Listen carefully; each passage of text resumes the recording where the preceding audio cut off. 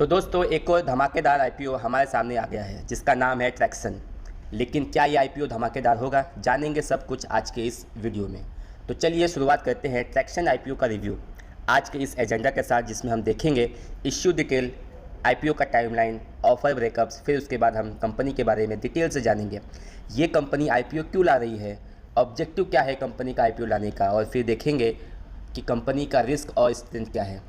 और फाइनली इस कंपनी का फाइनेंशियल डेटा का एनालिसिस करेंगे, पीयर कंपैरिजन करेंगे, देन हम देखेंगे लास्ट 10 आईपीओ लिस्ट परफॉर्मेंस जो हमें ग्रे मार्केट का हेल्थ बताएगा। तो चलिए शुरू करते हैं इश्यू डिटेल के साथ।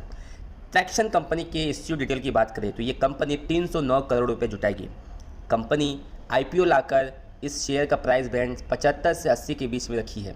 मिनिमम एक लॉट बाय करने के लिए आपको 185 शेयर खरीदने पड़ेंगे। दोस्तों जब मैंने इस कंपनी का वैल्यूएशन चेक किया तो मुझे पता चला कि इस कंपनी का जो प्राइस रेंज है वैल्यूएशन के हिसाब से काफ़ी महंगा है, वो मैं आपको आगे बताऊंगा। अब इसके ऑफर ब्रेकअप्स की बात करें, कंपनी ने टोटल एलोकेशन रिटेल इन्वेस्टर के लिए 10% और क्यूआईबी इन्वेस्टर के लिए 75% किया है और एनआईबी के लिए 15% किया है। यानी कि क्यूआईबी जो इन्वेस्टर है उनके लिए ये अच्छा खासा ऑफर है, क्योंकि 75% उनके लिए इस कंपनी ने एलोकेशन रखा है।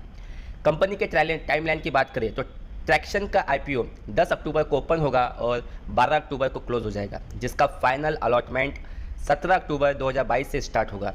जिनको शेयर नहीं मिला उनका पैसा वापस 18 अक्टूबर 2022 तक रिफंड कर दिया जाएगा।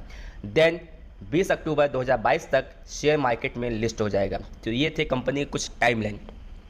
जैसे कि मैंने आपको पहले ही बताया कि ये कंपनी 309 करोड़ रुपए जुटाएगी इस आईपीओ से। तो सवाल ये है कि इतने सारे पैसों का कंपनी करेगी क्या, आइए जानते हैं। एक्चुअली में ये आईपीओ पूरा का पूरा ओएफएस है, यानी कि ऑफर फॉर सेल। मतलब कि इस कंपनी के जो पुराने प्रमोटर्स हैं वे अपनी हिस्सेदारी बेच करके निकल जाएगी।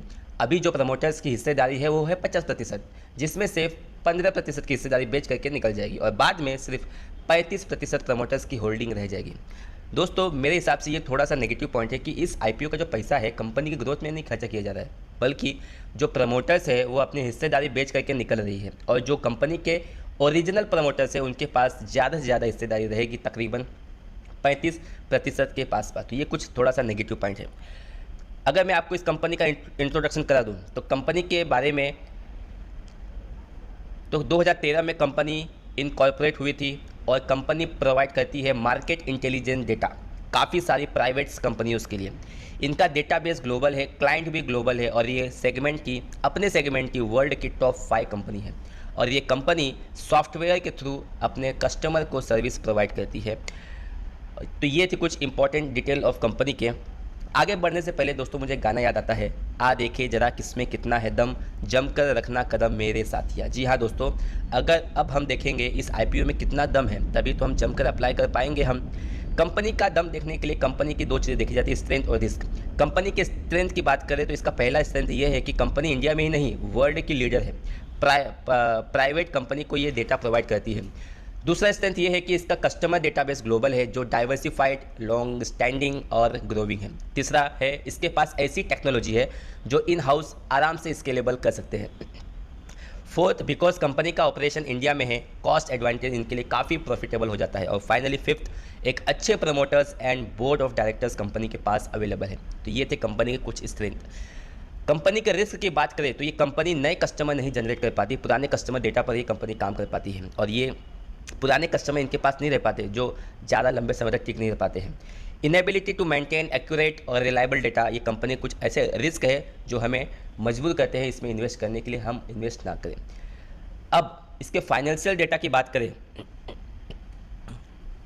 तो हमें पता चलता है कि 2020 से लेकर के 2022 तक इस कंपनी का रेवेन्यू काफ़ी कम हुआ है। इसके प्रॉफिट की बात करें तो कंपनी ने काफ़ी अच्छा परफॉर्मेंस किया है, -54 करोड़ से लेकर 1 करोड़ के आसपास कंपनी ने प्रॉफिट जनरेट किया है।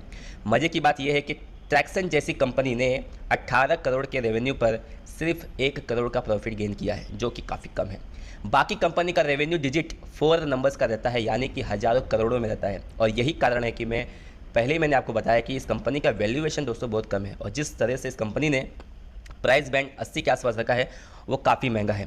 आइए इसका जब पीर कंपैरिजन करते हैं तो हमें पता चलता है कि शेयर मार्केट में ऐसी कोई दूसरी कंपनी नहीं है, लिस्टेड नहीं है, जिसका बिजनेस प्रोफाइल ट्रैक्शन के कंपेरेबल है, इसीलिए इस कंपनी का पीर कंपैरिजन करना नामुमकिन है। अब एनालिसिस करते हैं टॉप 10 लिस्ट आईपीओ जो ऑलरेडी स्टॉक मार्केट में लिस्ट हो चुकी है, और इस टेबल में आपको दिखता रहेगा कि इसमें से ज़्यादा करके आईपीओ जो है वो अच्छा खासा प्रॉफिट गेन की है, एक आध दो को छोड़ के उन्होंने सिर्फ लॉस दिया है, यानी कि ग्रे मार्केट में आईपीओ का मूवमेंट काफ़ी अच्छा होगा। लेकिन अगर मैं अपने ओपिनियन की बात करूं तो कंपनी का कोई फ्यूचर पर्सपेक्टिव नहीं है, मुझे कुछ उतना दम भी नहीं दिख रहा है, तो इसमें अप्लाई करना मेरे लिए काफ़ी रिस्की है, तो मैं तो अप्लाई नहीं करूंगा। इस पर आपकी क्या राय है कमेंट करके ज़रूर बताएं। तो ये आईपीओ का रिव्यू आपको कैसा लगा, और मैं जो नए तरीके से आईपीओ का रिव्यू कर रहा हूँ क्या आपको पसंद आ रहा है, बताने के लिए लाइक कीजिए 60 की स्पीड से, 70 की स्पीड से सब्सक्राइब कीजिए और 80 की स्पीड से शेयर कीजिए। नमस्कार।